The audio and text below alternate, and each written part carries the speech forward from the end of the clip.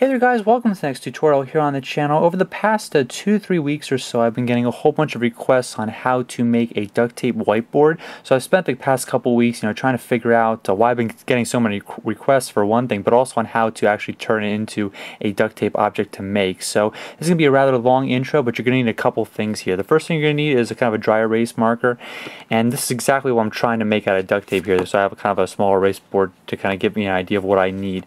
You're going to need some duct tape, of course, and you're also going to need a little bit of clear plastic. Now this is the clear plastic sheeting that I use on the channel. It's just from the old projectors. These are called transparencies, but since they don't use the old projectors anymore, you can usually get clear plastic from binders. If you have like a couple of cheap binders, they usually have plastic on the back and front. You can cut that off. It's kind of like almost a spot to slip in a paper or something along those lines. You can cut off that plastic, use it for your whiteboard that you're going to make here. But the trick is you want to make sure that before you work on anything that the dry erase board, or you can use this piece of plastic as a dry erase board. So I have my eraser and everything, and you can tell it comes right off. So that's very important when you're working on your plastic. So test it out first before you work on making the entire thing out of duct tape. So finally, let's get started here on the tutorial. So the first step is to determine how big you want your whiteboard to be. I actually cut out 6 strips of tape, 6 strips of white tape that are 8 inches long. I stuck my first 2 together just like that. So I'm going to take my third one, and I'm going to just create like a small rectangle here, and that's going to be the entire length and height of my whiteboard here. So I'm going to stick all these together. And once again, you can determine how big you want your whiteboard to be by cutting out, the strips however long you want them to be, and then applying as many as you want, up and down like I am now, and then that'll get you to however big you want the whiteboard, or how large you need it to be.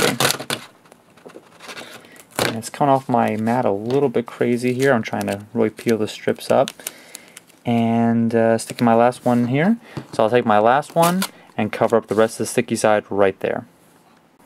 Alright, then your next step is to take your plastic and cut that down to be a little bit smaller than your duct tape sheet here. Should be about 1/4 of an inch all the way around the different sides here, so 1/4 of an inch on the top and bottom and the sides. Then I cut out 2 strips of tape that are in the kind of circle pattern here, one the length of the bottom, one the length of the height, and cut that in half so that I have 2 strips to work with here. So I'm going to kind of line it up, and then I'm just going to attach it right about here, and then of course fold it back around to the back of the piece, just like that. So by repeating that process on the sides, we have both the sides and the bottom now sealed up, and I put a little strip on the top, just kind of right directly onto the plastic, just to give a little bit of a decorative feel. And now we need a piece of paper to slide in there to act as kind of the white background. Or if you use white duct tape, you can kind of just leave it like that. But I'm going to put a white paper background in there, just kind of like an ID slot, to give it kind of a solid white appearance. It'll make it easier to see whatever I'm going to write on there. So now, of course, we slide the piece of paper in as best you can, and that will pretty much complete the entire duct tape whiteboard. So right there, and there we go.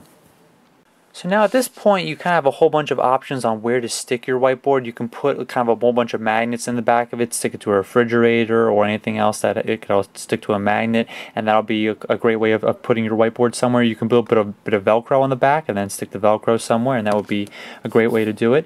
If you're having trouble, making sure that you can't get the typing off, you can always use a little bit of Windex. That's what I typically use to try to get this stuff off the whiteboard on regular whiteboards, and I'll also work on getting stuff off of the plastic as well. But hope you guys liked the video. This is kind of how to make just a really simple whiteboard out of duct tape. Once again, use a little Windex if it doesn't come off right away, and try to search for that great plastic so that you can just use the whiteboard as many times as you want to, and just kind of work just like a regular whiteboard. So hope you liked the video. I'll catch you next time on the channel for more videos coming soon as always, and catch you next time.